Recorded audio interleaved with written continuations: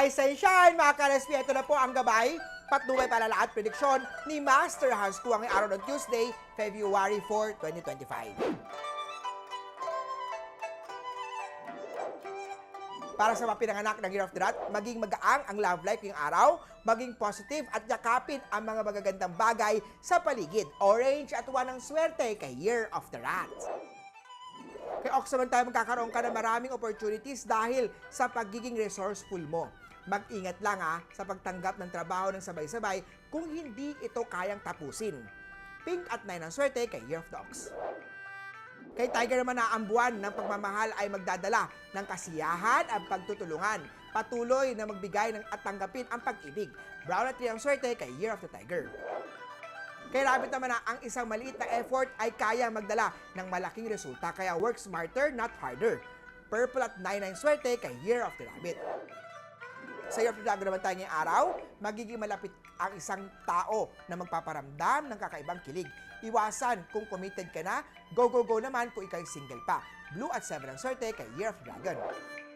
Kay Year of the Snake naman tayo, ang pagiging honest sa iyong kasamahan ay magdadala ng trust at harmony. Ingatan lang araw ngayong araw ang alitan upang maiwasan ang hindi pagkakaunawaan. Green at 2 ang swerte kay Year of the Snake.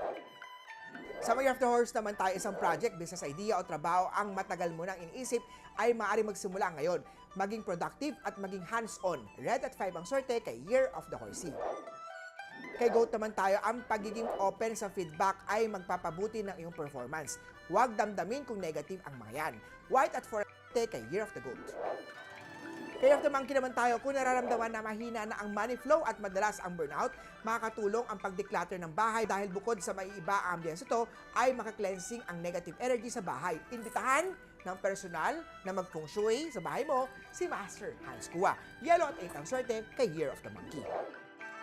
Kay Rooster naman tayo, ngayong araw hectic ang schedule. Magiging mas productive ang araw na to kung magsaset ka ng goals at priorities. Silver at 6 ang swerte kay Year of the Rooster. Kay Year of the Dog naman, isang sorpresa ang magpapasaya sa puso ngayong buwan ng pag-ibig. Maglaan ng oras upang makapag-relax kasama ang mahal sa buhay. Gray at 1 ang swerte kay Year of the Doggy. At sa Year of the Pig naman tayo, magiging smooth ang takbo ng iyong trabaho ngayong araw dahil sa umaapaw na good energy sa iyo. Use this wisely at piliin tapusin ang mga bagay o mga trabaho kaysa ipagpabukas mo yan. Purple at 3 ang swerte kay Year of the Piggy. Muli po, ito po yung mga gabay, patnubay, palala at prediksyon lamang ni Master Hans Kua. Nasa inyong mga kamay nasa lalay ang inyong mga tagumpay. Kaya always be positive at i-claim ang mga swerte, mga ka-RSP.